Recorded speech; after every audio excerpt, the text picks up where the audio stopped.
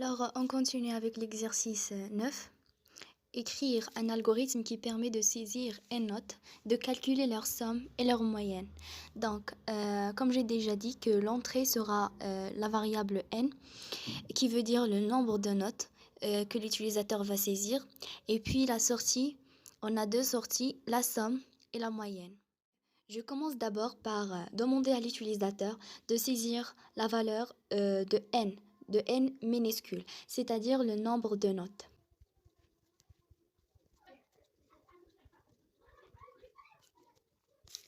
Après, je demande à l'utilisateur de saisir toutes les notes.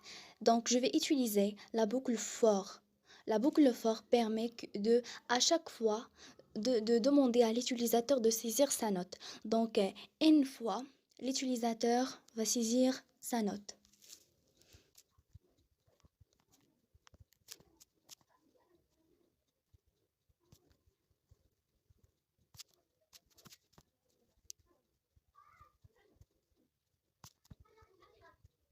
Donc, remarquez là que le premier n, c'est n minuscule. Le deuxième n, c'est n majuscule.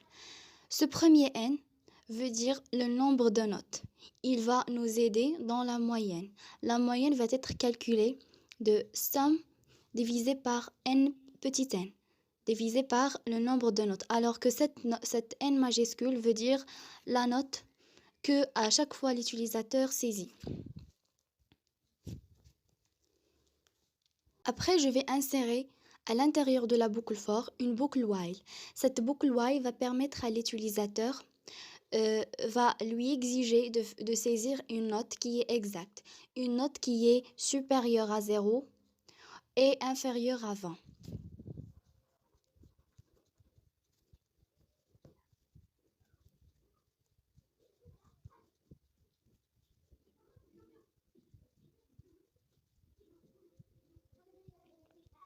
Donc, remarquez là que cette boucle while va exiger une condition. Cette condition, c'est que n, la note entrée, doit être supérieure à 0 et il doit être inférieur à 20. Donc, une note qui est sur 20. Si l'utilisateur, cela veut dire que si l'utilisateur a saisi une note qui n'est pas exacte, qui est négative ou bien qui est supérieure à 20, dans ce cas, je ne vais pas continuer le programme, mais je vais à chaque fois lui demander de ressaisir cette note qui est tout à l'heure saisie. Elle est de type float. Et maintenant, je vais faire la somme. Mais je vais d'abord sortir de la boucle et faire S reçoit somme plus n majuscule. Donc, avant, je dois initialiser le S majuscule par 0. Après, je sors de la boucle for. Dans ce cas-là, lorsque je sors de la boucle for, c'est-à-dire que j'ai déjà récupéré la valeur de la somme, et puis je vais affecter à la moyenne la somme divisée par n, petit n. Donc, je vais initialiser aussi le n majuscule par 0. Et maintenant, je vais faire l'affichage des résultats.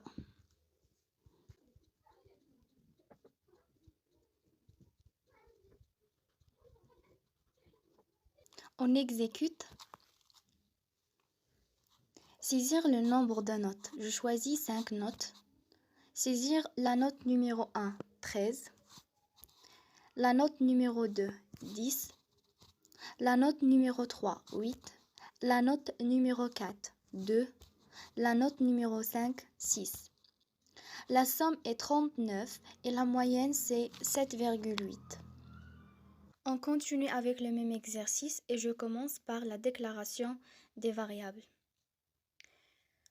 Donc, j'ai trois variables de type réel. N, ça veut dire la note. S, ça veut dire la somme. Et M, ça veut dire la moyenne. Et puis, des variables de type entier, le compteur I et le nombre de notes N. Je demande à l'utilisateur de saisir le N minuscule.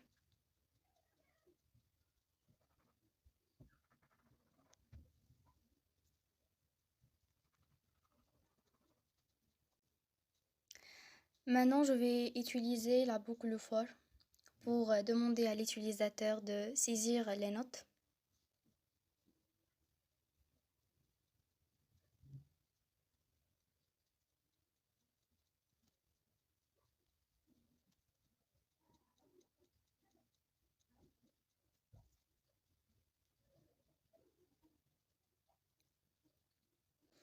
Après, je vais ajouter la boucle while pour que l'utilisateur puisse entrer une note qui est supérieure à 0 et inférieure à 20.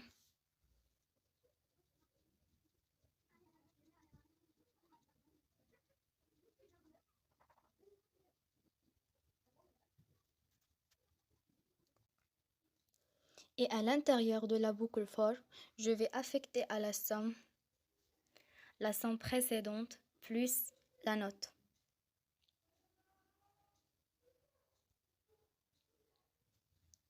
Je ferme la boucle while ou bien do while et je ferme la boucle for. Et après, je vais calculer la moyenne.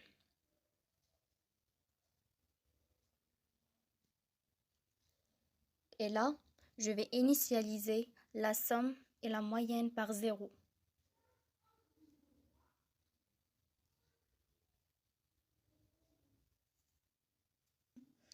Finalement, je vais afficher le résultat. Printf. Donc, je vais dire que la somme est, puis le pourcentage, je vais mettre 0.3f. La somme sera un réel et 3 chiffres après la virgule. Et la moyenne, je vais mettre 2 points. De même, pourcentage. Là, j'ai mis une erreur au niveau de la moyenne, c'est plutôt S sur N. Et puis là, je vais remplacer le do while par while, c'est-à-dire tant que la note est inférieure à 0 ou bien la note est supérieure à 20, je vais lui demander de ressaisir la note. Exécutons maintenant le programme. Je vais donner le même exemple que j'ai déjà donné. Je vais choisir 5 notes. Saisir la note numéro 1, mettre 13. Maintenant, je vais donner le cas où la note n'est pas exacte. Je vais mettre un nombre négatif, -7. Il va me dire ressaisir cette note. Si je donne 10, alors il va passer à la note numéro 3. Donc là, si vous remarquez, le programme va calculer le 13.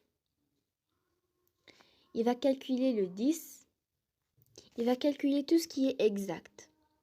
Et puis, je vais lui donner 8, 2.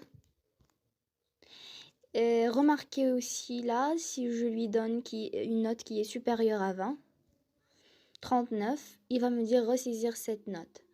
Je vais saisir 6 et voilà. La somme est 39 et la moyenne est 7,8.